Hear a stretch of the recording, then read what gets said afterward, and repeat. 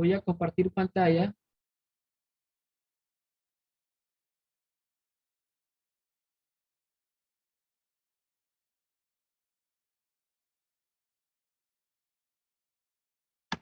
Y nos vamos de una vez a la página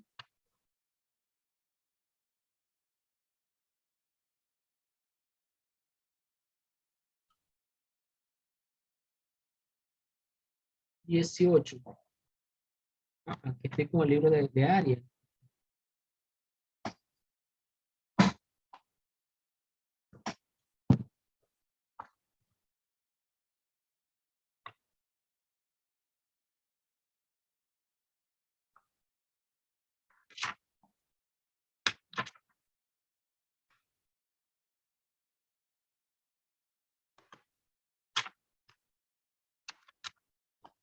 A ver, nos ubicamos en la página 22.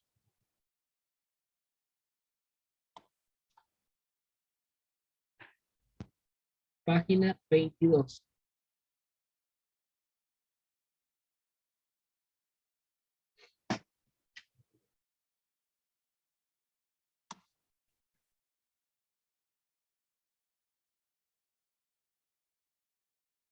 Bueno, acá hay un ejemplo. El lenguaje connotativo es aquel que tiene que ver con cuando hablamos en sentido figurado, ¿no? Es un avión, o si vemos el Chavo, vamos a ver una gama de recursos de vocabulario que se emplea, donde se emplea el lenguaje connotativo constantemente, porque se emplean muchos elementos metafóricos, figurativos, que no necesariamente es lo que quiere decir el autor, ¿no? Es un espantapájaro, es una lagartija, ¿no? Refiriéndose a don Ramón. No necesariamente podemos decir que sea una lagartija, sino que queremos dar a entender que es muy delgado. Entonces, el valor connotativo es aquel que no necesariamente tiene una relación directa con la escritura, mientras que el valor denotativo sí, ¿ya? Porque su función es transmitir esa información de manera objetiva sin que se preste a múltiples interpretaciones o connotaciones, que es lo mismo, ¿no? De eso vamos a hablar hoy. El valor connotativo y denotativo de las palabras, que también se da en el lenguaje.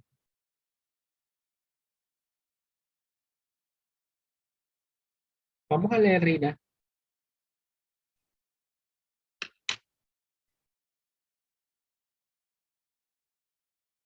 Vas a leer el artículo Revisa 19, el primer párrafo, y el otro párrafo lo lee Jonathan, ¿ya?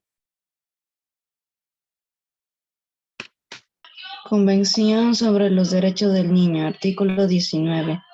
1. Los Estados parte adoptarán todas las medidas legislativas, administrativas, sociales y educativas apropiadas para proteger al niño contra toda forma de perjuicios o abuso físico o mental, descuido o trato negligente, malos tratos o explotaciones, mientras el niño se encuentra bajo la custodia de los padres, de un representante legal o de cualquier otra persona que le tenga a su cargo.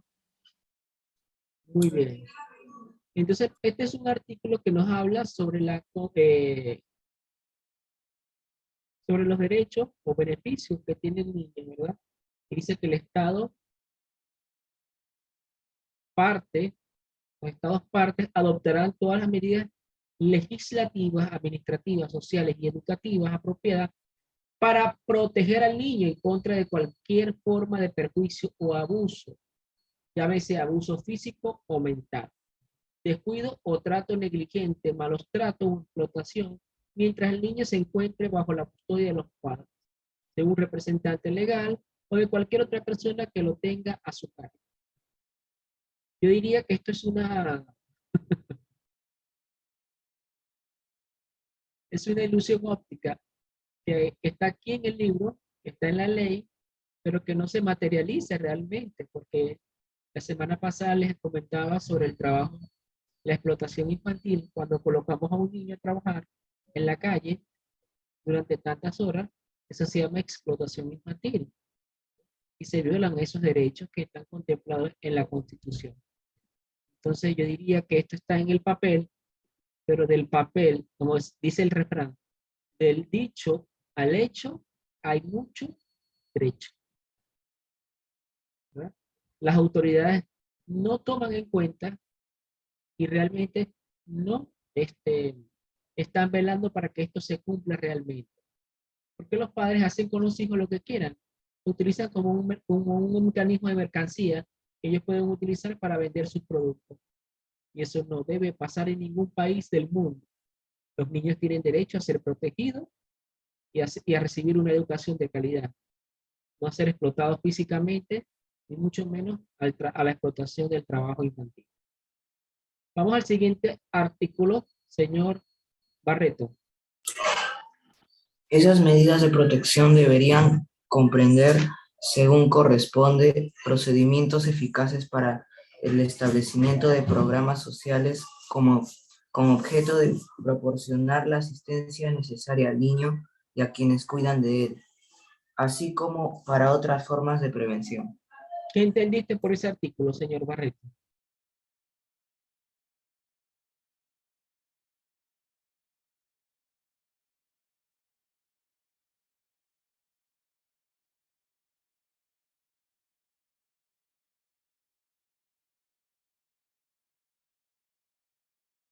¿De qué nos está hablando? Porque no es leer, es comprender lo que estoy leyendo. Si te das cuenta, Jonathan, esta es una continuación de lo que está arriba.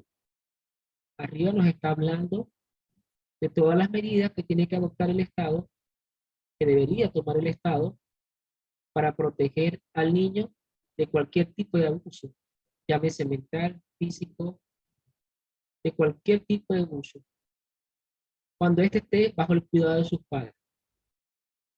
Dice, esas medidas, hablando de las medidas que anteriormente hablamos en la primera parte, Jonathan, de protección, deberían comprender, según corresponde, procedimientos eficaces. Cuando hablamos de eficacia, Jonathan, hablamos de que las cosas se lleven a cabo, que se materialicen. ¿Ya? Yo puedo decir que algo es eficaz cuando algo se materializa, se lleva a cabo. Yo puedo decir que voy a montar un teatro muy bonito y puedo hablar mucho, bla, bla, bla, bla, bla, bla, bla, bla, bla, bla, pero ¿dónde se demuestra la eficacia? Cuando eso que yo estoy hablando muy bonito, lo materializo a través de la preparación de la obra. ¿Ya? De eso me está hablando. Cuando me habla que esas medidas de protección deberían comprender, según corresponde, procedimientos eficaces que se lleven a cabo, que se materialicen a través de programas sociales con el objeto de proporcionar la asistencia necesaria al niño y a quienes cuidan de él, porque es un trabajo en conjunto, ¿no? No solamente que le voy a decir a los padres, deben cuidarlo, deben protegerlo, sino que tengo que brindarles las garantías también a la familia para que ellos puedan sostener a sus hijos, porque hay familias que son muy pobres, ¿no? Y que no pueden, no tienen. Y es allí cuando el Estado debe brindar apoyo económico para que la familia, a través de un crédito, pueda montar su negocio, montar su microempresa, ¿ya? Y poder darle sostenibilidad a esta familia sin llegar a tener que poner a sus hijos a trabajar, a la explotación. Tenemos que entender, la lectura es para eso, ¿no? Es para entenderlo. Yo sé que a veces hay términos que se complican, pero subrayenlo, subrayenlo. Para eso está el diccionario, su mejor amigo. Las palabras que ustedes no entiendan, subrayenla, búsquela en el diccionario. para que se les haga un poco más sencillo. Continúo yo, Jonathan, contigo. ¿Qué tipo de texto es? ¿Literario o no literario? No literario, No literario. ¿Por qué es no literario? A ver, lo demás por el chat. Explican por qué. porque no utiliza sentido figurado, No hace uso de recursos literarios. Podríamos decir así. Simplemente transmite una información objetiva. Una información real.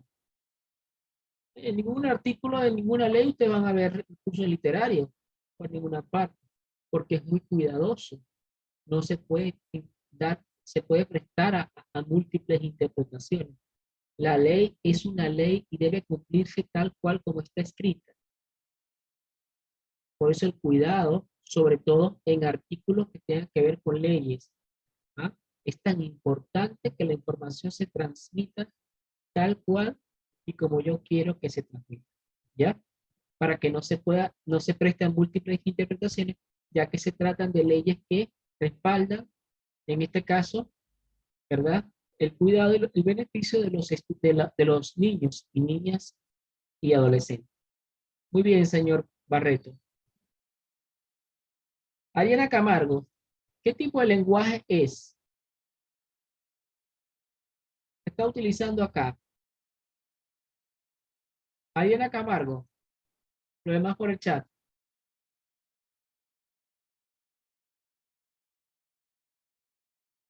No, la semana pasada hablábamos del lenguaje connotativo y denotativo. Aquí no estamos hablando si es formal o ¿Lenguaje informal. denotativo? ¿Qué tipo de lenguaje está utilizando el escritor? Un lenguaje con... ¿Denotativo? A ver, háblame fuerte para que pueda entender. ¿Denotativo? Denotativo. Muy bien, muy bien. Denotativo porque está hablando de leyes, ¿verdad? Una serie de leyes. Y sobre todo en este tipo de documentos no se puede prestar a utilizar un lenguaje que tenga múltiples interpretaciones, ¿no? Sino una sola. Podemos deducir entonces que el tema sería la protección contra el maltrato infantil. De ese nos está hablando los artículos. El tema no es el título, es de qué nos está hablando los artículos. ¿De qué nos habla? De la protección contra el maltrato infantil. De esos artículos que protegen contra el maltrato infantil. ¿Ya?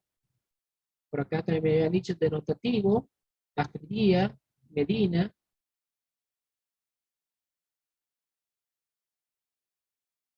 Muy bien.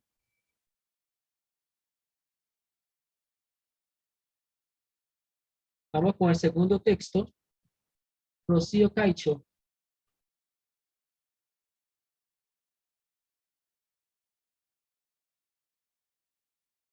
Rocío.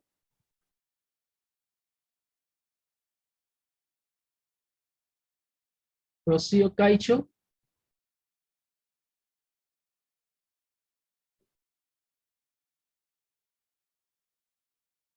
Rocío, ¿estás en línea?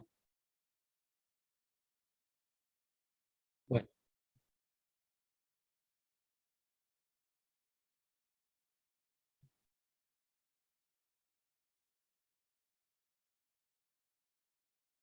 Herbert Cuta.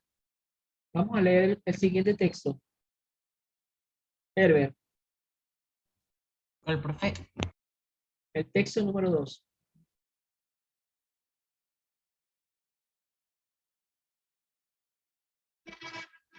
Herbert, Sí. leemos, por favor. Oda a la poesía. Juntos, poesía, fuimos al combate, a la huelga, al desfile, a los puertos, a la mina. Y me reí cuando saliste con la frente manchada de carbón o coronada de aserrín fragante. De los aserraderos ya no dormíamos en los caminos. Primero tenemos que tener claro qué es una oda, ¿no? Recordemos que una oda es una especie lírica que busca enaltecer las virtudes de cualquier animal, persona o cosa. Exaltar las virtudes es una especie lírica. Pertenece a esas especies líricas que buscan enaltecer o exaltar las bondades o virtudes de cualquier animal, persona o cosa. En este caso, a la poesía. Yo puedo escribir una poesía a cualquier cosa. Puedo escribir una poesía a Ariana, puedo escribir una poesía a Jonathan, puedo escribir una poesía a alguien que yo admire y respete con gran fervor. ¿Sí? Puedo escribir una poesía al Colegio San Benito, puedo escribir, perdón, una oda, puedo escribir una oda al Colegio San Benito, puedo escribir una oda a la cebolla, puedo escribir una oda a la papa, porque me gusta mucho la papa. ¿Me estoy explicando? Porque la oda busca eso, exaltar las bondades y virtudes de eso a lo que yo quiero. Generalmente se escribe una oda a algo que yo admiro y respeto, ¿no? En este caso a la poesía. Dice, juntos, poesía, fuimos al combate, a la huelga, al desfile, a los puertos, a la mina, y me reí cuando saliste con la frente manchada de carbón. Oh corona de acerrín fragante de los aserraderos. Ya no dormíamos en los caminos. Un poema del gran escritor chileno Pablo Neruda. Al ser un poema, ya automáticamente yo puedo deducir qué tipo de texto es. Así que por el chat me va respondiendo los demás. Herbert, ¿qué tipo de texto es entonces? Si es un poema. ¿Literario o no literario? ¿Literario? Literario. Muy bien, excelente. Gabriel Telo también respondió por aquí. Camila Mundaca, Astrid Díaz, Ariana Camargo, Nicolás Paria, Camila Medina.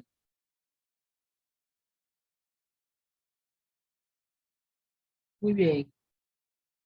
Astrid Díaz, ¿qué tipo de lenguaje está empleando el autor?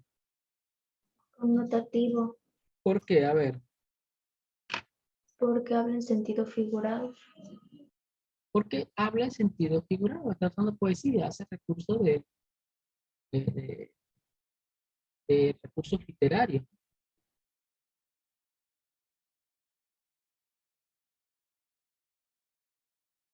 Dice, juntos fuimos al combate. ¿Puedo ir yo al combate con la poesía? No, ¿verdad? Sí. Sería una locura, ¿verdad? Hola, poesía, ¿cómo estás? Eres tan tierna como el algodón, como la lana, la tierna lana. No, porque la poesía no es una entidad que pueda tener vida propia, pero sí puede tener vida en el campo de la literatura por sí sola. Esa es la magia de lo que llamamos literatura.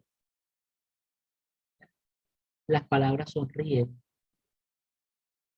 las letras pueden cantar, llorar, reír, bailar, soñar, y podemos hacer magia con ellas. Esa es la diferencia entre un lenguaje connotativo y un lenguaje denotativo. Por eso es que tenemos que tener claro esto, muy claro. Aprender a identificar cuando un tipo de texto es literario y no es literario, cuando el autor está utilizando un lenguaje eh, denotativo o connotativo. ¿Ya? Muy bien, Astrid Díaz. Xiomara Fernández, ¿cuál podría ser el tema?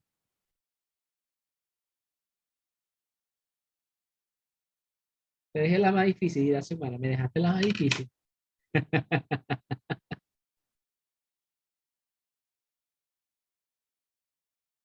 En otras palabras, el papel de la poesía. Todo lo que dijiste está muy bien. El papel de la poesía. Muy bien. o el rol o papel de la poesía. Es lo mismo que dijiste, pero con otras palabras. No es que esté mal lo que dijiste, sino que es lo mismo, pero con otro término. Este texto número 3, creo que ya lo leímos, ¿cierto o no? Creo que no. No, porque yo dije que no lo tocáramos, ¿cierto? No lo hemos tocado. Vamos con el texto número 3. Ariana Franco.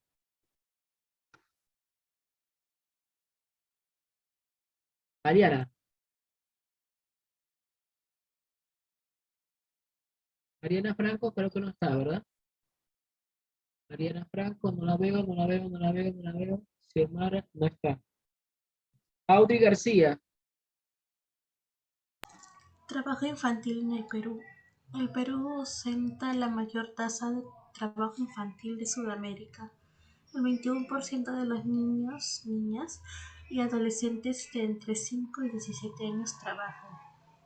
Como respuesta a este flagelo, gobierno y ONG están creando un sello para certificar a las empresas familiares libres del trabajo infantil, y el objetivo a largo plazo es que los productos con el sello libre de trabajo infantil pueden obtener un precio diferenciado en los mercados, como los productos orgánicos. ¿De qué nos habla el texto? Audrey. Nos habla de que la tasa del trabajo infantil es mayor y que hay muchos niños y adolescentes que trabajan, y aunque puede ser que se mueren, digamos, un día entero, no es bueno su paga, encima tampoco deberían trabajar porque son niños. En otras palabras, nos está hablando de la certificación para detener el trabajo infantil en el Perú. Fíjate que esta es una cifra bastante alarmante y que nos debe preocupar, nos debe llenar de tristeza y de mucho dolor. El Perú ostenta la mayor tasa de trabajo infantil de Sudamérica. Este no es un porcentaje que nos debe llenar de orgullo, sino de vergüenza.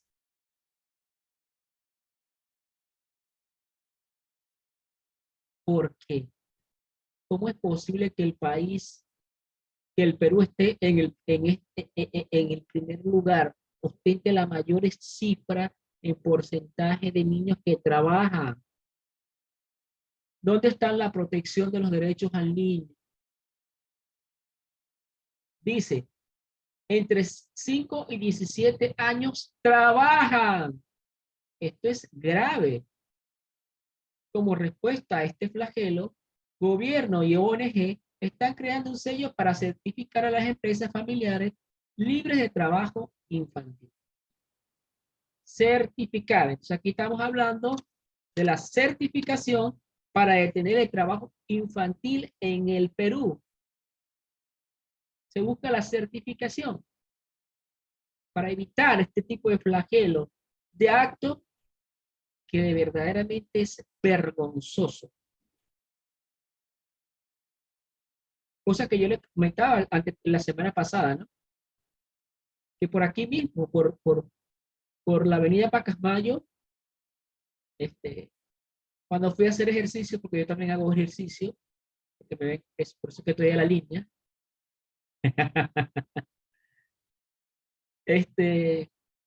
veía en los semáforos con mucha tristeza y dolor, pero también con mucha impotencia, niños aproximadamente entre 8 y 10 años trabajando en las calles, en los semáforos. Y esto me dio un dolor terrible. Me provocaba tomarle fotografía, pero no se puede hacer.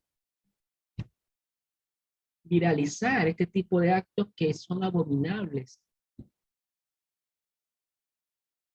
Pero no se puede hacer por la protección al niño, ¿no? Pero no sería como un acto para avergonzar al niño, sino más bien para decirle al Estado qué pasa, por qué no actúas. para dejarlo en vergüenza ante lo que estamos viendo constantemente a diario. ¿Eh? Es bastante lamentable. Muy bien, Astrid. Perdón, Audrey. Steven Gómez. Profesor, Tipo de texto. un ratito, profesor. Tipo de texto.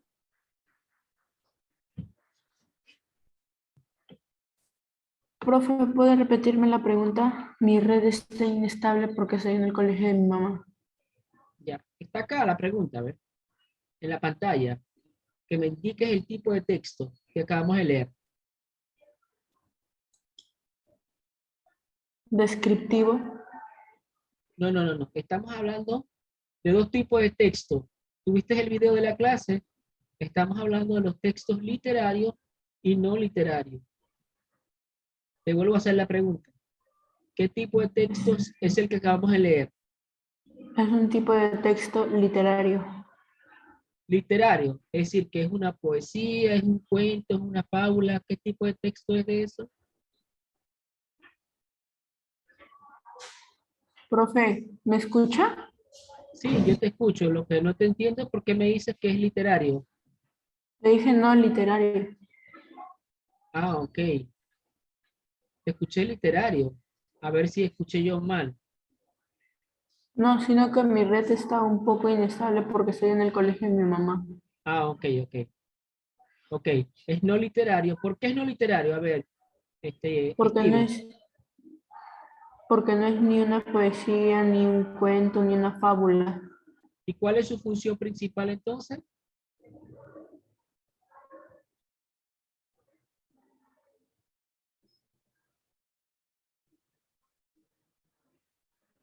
¿Cuál es la función principal de los textos no literarios, Steven?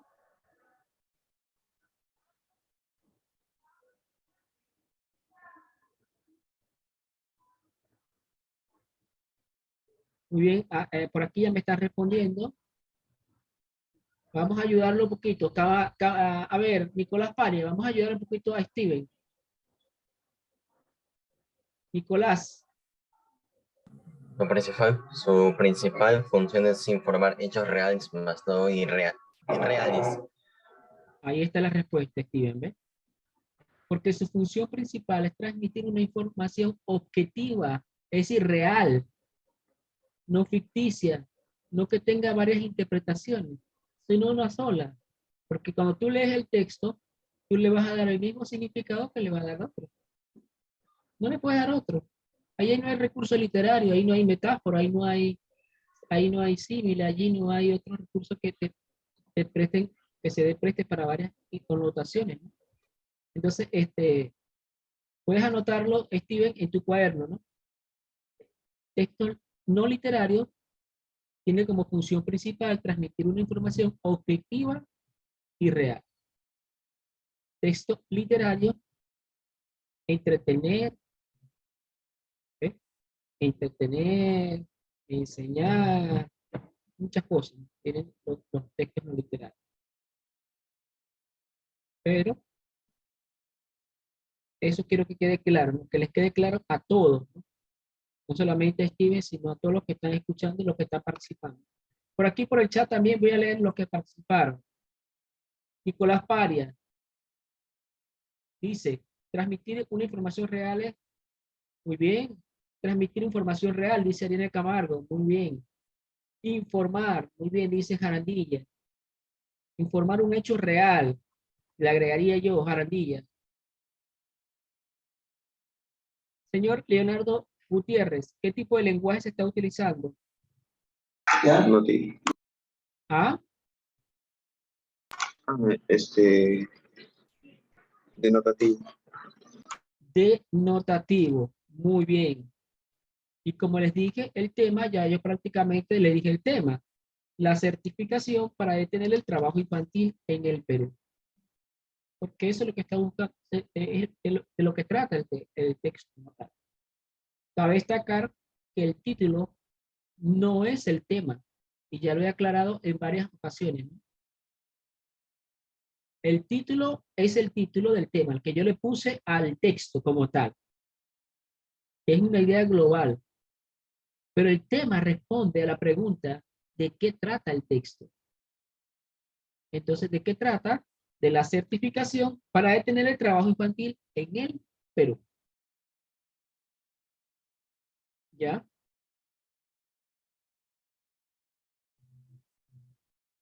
Muy bien. Vamos a seguir analizando los textos que vienen. Creo que este lo leímos. No lo leímos, ¿verdad? ¿O sí? Sí lo leímos, ¿verdad, Astrid? Sí lo leímos. Profesor. Sí lo leímos. Este lo leímos. Vamos entonces a la siguiente página.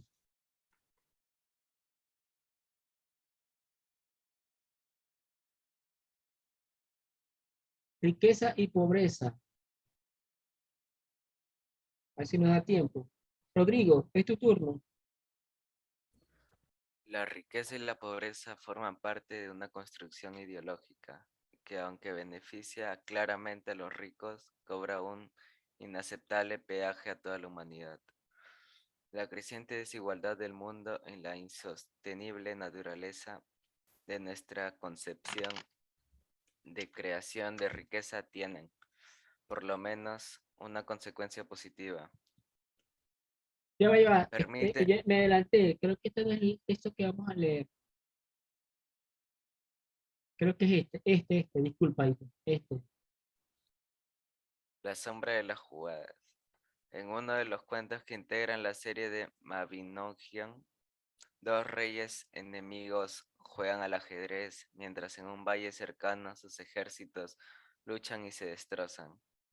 Llegan mensajeros con noticias de la batalla. Los reyes no parecen oírlos. Inclinados sobre el tablero de plata, mueven las piezas de oro. Gradualmente se aclara que las vicisitudes del combate siguen las vicisitudes del juego. Hacia el atardecer, uno de los reyes derriba el tablero porque le han dado jaque mate, y poco después un jinete ensangrentado le anuncia: tu ejército huye, has perdido, reina. Lo habíamos leído antes, Rodrigo. No, profe. No, ¿verdad? Ok, dime a qué género literario pertenece el texto. Lo demás por el chat, por favor. Épico narrativo. Épico narrativo, muy bien. Excelente. Andrea López, dime qué significa la palabra vicisitudes en el texto.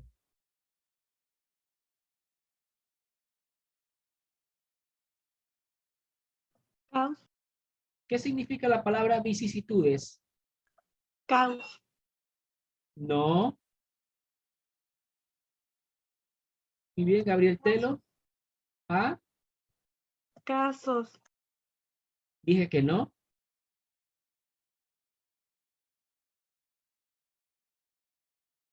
A ver, Mundaka, vamos a ayudar a Andrea. ¿Cuál será el término? ¿Qué significa? Incidencias. Incidencias. Andrea, ahí le debes 1000 soles a Camila Mundaka. Se lo pagas en efectivo, por favor. No le vayas a pagar en transferencia porque después, mucho menos por Yape, porque después el Yape se va y con ese Yape tienen a más de uno convencido. ¿Qué relación existe entre el juego y el ajedrez? Creo que esta la habíamos hecho. La relación que existe era la relación que existía era que los reyes planeaban sus estrategias en el juego. Creo que me da la impresión de que habíamos leído este texto. No sé por qué. Nos vemos en la próxima clase, chicos. Chao, chao. Se les quiere mucho. Cuídense.